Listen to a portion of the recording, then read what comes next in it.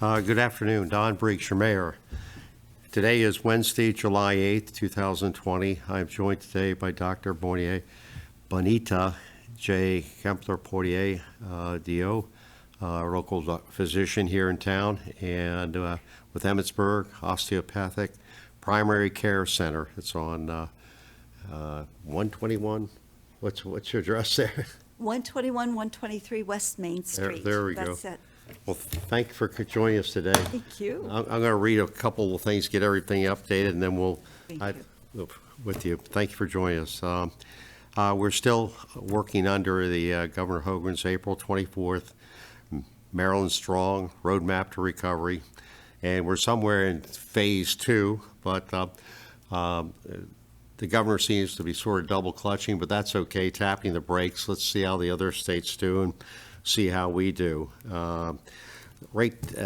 As of this morning, there are 746,274 cases, 70,000, that's how many people have been tested, 70,821 cases, 532,247 persons have tested negatively, and there have been 3,121 deaths, and maybe another 7 could be attributed to that. In Frederick County, 2,553 cases, 113 deaths, 7 probable related deaths.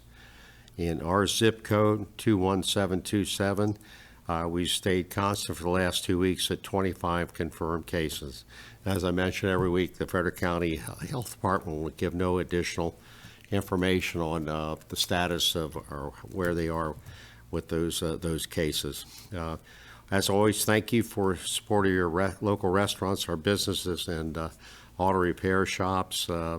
Outdoor seating it's exciting to see. It's toasting up a little bit, so maybe that'll slow down. But you can, everybody, if we're careful, masks required as much as possible. The pool, we opened that last Friday, July 30 at noon. July 3rd at noon. Capacity is set at 111 by the health department, and we have to reiterate that the masks must be worn to enter the premises and in the bathhouse and when talking to a pool staff vendor. That's masks are required to enter the premises, the bathhouse, and when talking to a pool staff member.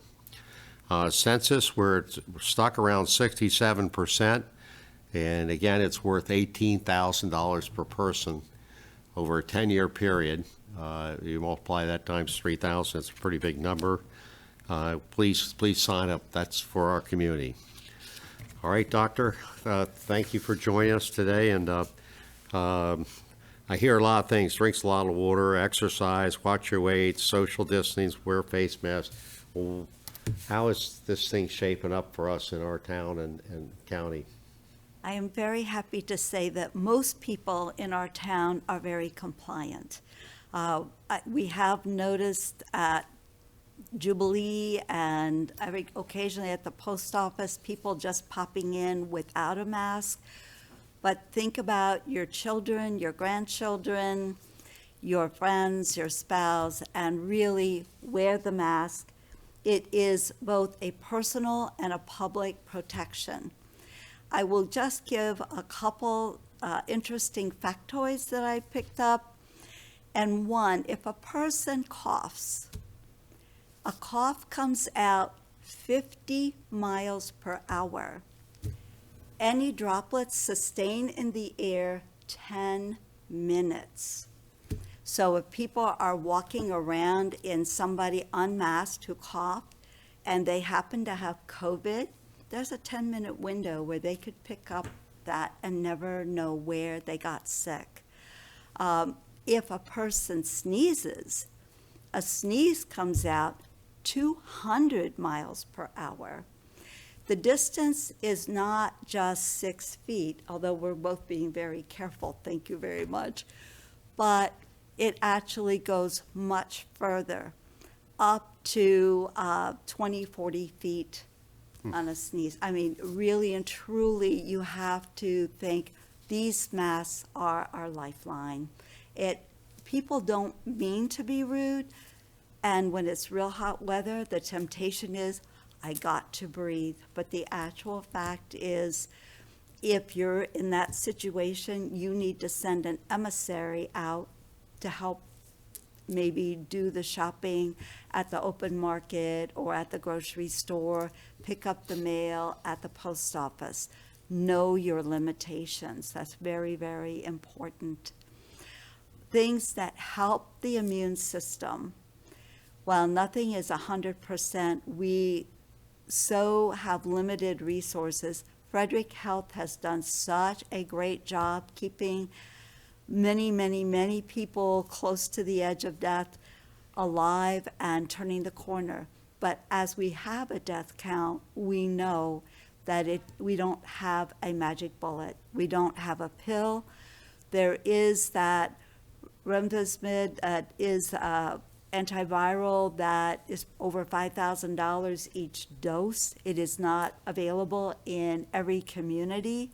So we can't say, oh, I'll just go get this IV therapy and I'm going to be okay.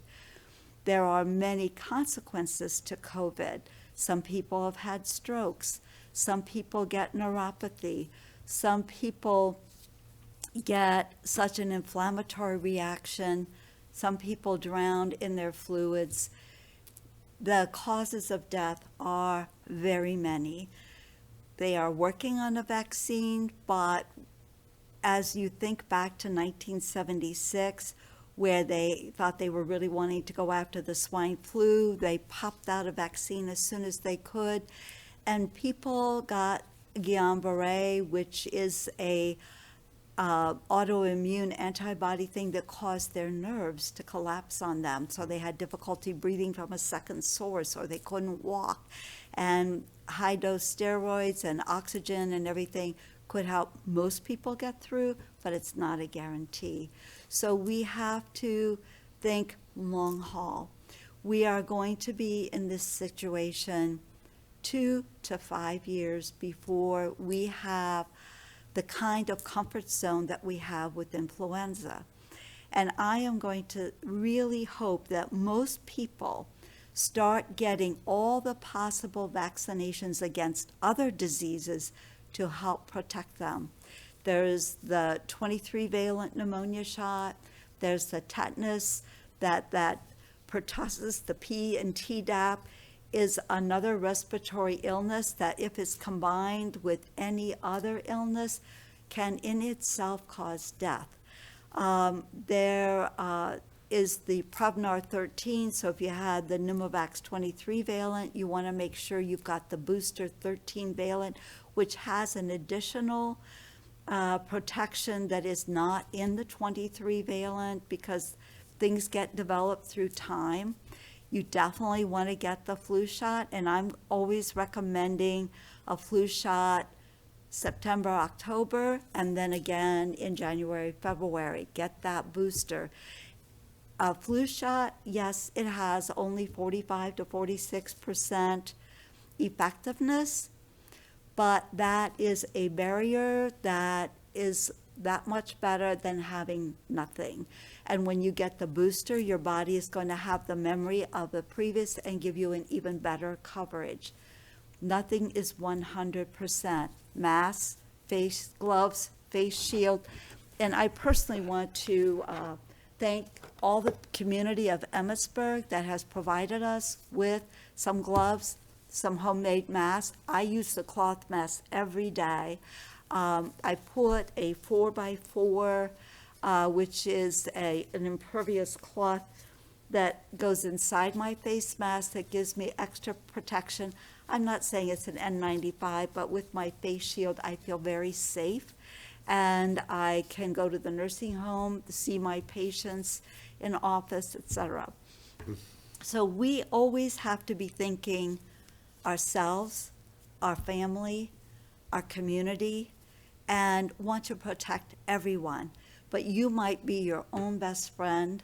When you're in a public place like a grocery store, please consider the gloves. Please, I tell people, if you don't have access to the medical gloves, think about using the gloves that we use in gardening, those little soft brown ones that keep us from getting the prickles from our rose bushes or the plants that we're trying to pull up or that kind of stuff, because they're knit, they're thick enough, and they will give you a barrier protection, shopping carts and everything. It has been shown, even though it's not a primary source of infection, that a COVID, somebody, let's example, our cough, 50 miles, 50 feet, coming out on the shopping cart. People don't mean to spray the whole area, a good sneeze, but if you have your gloves on and you pack up your shopping stuff, wait till you get back to your car or home, peel the gloves off, throw them in the laundry. You've got reusable personal protective equipment. And I wash my mask, I use it for a half a day, then change out. So I have 2 masks I use every day because I'm breathing into this also all day. But also there might have been somebody coughing in my neighborhood. So I think about all the different things. This easily wiped down with alcohol, and it is a wonderful shield. I understand some dentists are wearing them this way, so they have the face-up shield because they're working on your mouth. And just know you want to think about everyone in the community at all times. The keeping your own health up. So if you are to be taking a blood pressure medicine, a diabetic medicine, you want your body optimized to a point. Breathing medicine, home nebulizer, opening up those lungs so that you can wear your mask, maybe nebulize 15 minutes before you go outside, so that when you put the mask on, even if you just have it on for 5 minutes to get your mail, zip out again, you're thinking of the whole community and protecting yourself. So there are so many things that we can do that aren't really unduly uncomfortable. And again, for those who are too stranded, then you have to think about options. I was almost going to need to take someone for a ride in my car to get a pre-op blood work. I'm a very determined woman. If you need pre-op blood work and it's not done, we must go. But it turned out that we were able to address that. But if you are going to be a good Samaritan, that person has a mask, has gloves in your car so that anything happens, and then of course wipe down the section. A lot of people are stranded today without vehicles because you either can't pay the premiums or you can't keep up with the tags or whatever. That means the whole community has to be thinking about the whole community and seeing what we can do. What will, if schools do open this fall, what element will that add? How will they be tested and bringing things home, or what? Right, so I am hoping that there will be monthly testing. I believe that, I know that at the nursing home, everyone gets tested every month. And that helps everyone know. So if we could have such a program, if a testing site requires a prescription, I am very generous with writing a prescription for COVID testing. If there's an emergency situation, we do have a few tests at the office that we can help a stranded person. But usually the turnaround is much better if it's at one of the standard sites. The health department, everyone, we have a list of all the possible testing sites. Right. But there is a much higher risk. There is no question. Children might be sent in with their masks, but you know how little people are. High school students can be more responsible than the little people who might not understand so much. The teachers really are going to be even greater heroes in my mind, if you can, but I can't really pick up who's the stronger hero. People who work in nursing homes at least have a controlled environment. Who comes in, who comes out, that's a tight situation. When you have people coming from the general community into a school setting, there's a whole lot of contacts that no one knows about. So the teachers, I'm going to ask that you have not just a face mask and gloves, but think about getting yourself a face shield. And if you notice that a little person is not doing well respiratory-wise, quick action. And not to say, oh, well, their parent is working. That parent needs to come and help that child right away. We cannot be brave. We have to be prudent. I understand that they're doing definitely a day for cleaning, like Wednesdays are the big cleaning days in the grade schools, and they're rotating who goes Monday and Thursday, who goes Tuesday and Friday, that kind of routine. It's going to be a challenge to the community for childcare, for student supervision, for a lot of learning to learn remote. One of our challenges is going to be that there are not even Wi-Fi access in every community.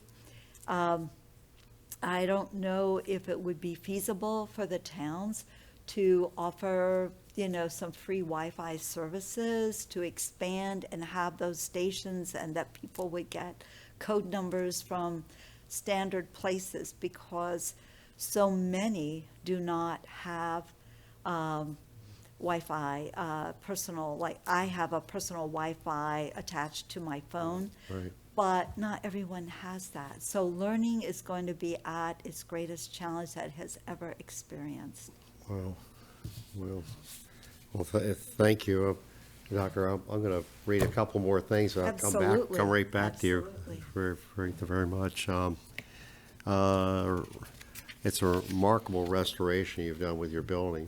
Thank you. And I know it's very old and has log members in there, I can remember. Yes, But it's a very special building. it is a very special building. And It's an honor to be here, just to let you know. It is. The Seton Center, they have COVID-19 testing every Tuesday at 12 noon to 2 p.m. There will be no charge, no appointments needed. Isn't that beautiful? Uh-oh, there's a cough. Sorry. That, construction work for the new Dunkin' Donuts is now underway. Opening is planned for September. Excuse me. Huh. Anyway, Farmers Market is open 3 to 6:30 every Friday evening, right out here by the community center. Have plenty of vendors, good fresh produce. I met the good doctor there last week, and I want to keep it a secret, but you all have to stop by there. It's terrific produce and other items. Yard waste, Saturday the 11th, this Saturday, and the 18th at the collection site.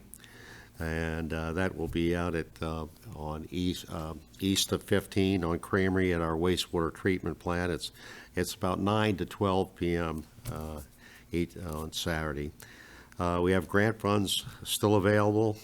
Our next town meeting is Monday the 13th. That's next Monday. It's a virtual meeting, and that'll start at 7:30 in the evening.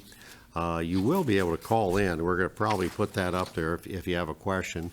We'll try to field that. All our commissioners will be at home and Zooming in, and Cliff Sweeney, myself, and staff will be here.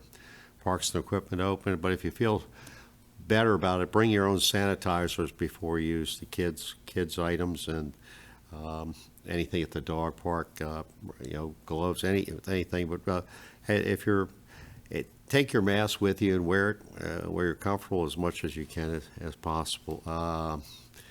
Let's see, Dr. Portier, any final thoughts you might have about anything? You mentioned the town park, and I want to put in a plug for that. As you know, that I am very big on the 10,000 steps a day. Mm-hmm. And I do believe that we need a minimum of 15 minutes outside, but preferably more. And we have many places that are very pleasant to walk, but especially that park, and making a double loop, which again, you're going to need your face mask because, more than one person will be using the pathway, but people are very respectful. And you want to, when we're having this hot wave, avoid between 10 and 2 because that's the hottest part of the day, if you Right. can. But otherwise, I have this ginormous hat I wear, and of course sunglasses, because you want to have the sun protection, and that actually will help cool things off a little bit for you in the end. But outdoors, you get that ultraviolet light radiation, so you're letting all that beautiful UV air come into your body, and just kind of do a great air exchange. In our mask use, we're going to build up on carbon dioxide a little bit, so when you're out and you're kind of walking at a decent clip, you're getting your oxygenation. It just makes the whole body that much more resilient. Right. And I also like to walk the length of the sidewalk. I understand there's a pathway that goes all the way down to Tom's Creek, but find your favorite loops. I also do the loop around the mother house and sometimes go back into the inner area where there is a beautiful set of religious statues of Our Lady and the labyrinth that you can do. We also walk out by the ambulance building, and I sort of like to just toe touch where the stop sign is, just to say I've done the accomplishment uphill. And then, of course, the shopping at the dollar store, please, the masks and the gloves if you would. But I know from my house, it's 800 feet exactly, so if I'm a little bit short of my 10,000 steps, I get that little extra zest.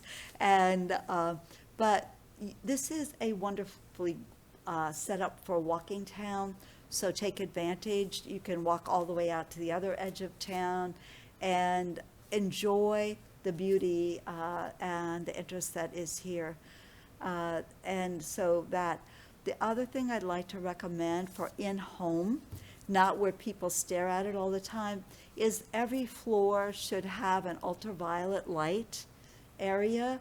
And then you take your own personal protective equipment and have it exposed. You need a half hour each side for your shields and for your masks.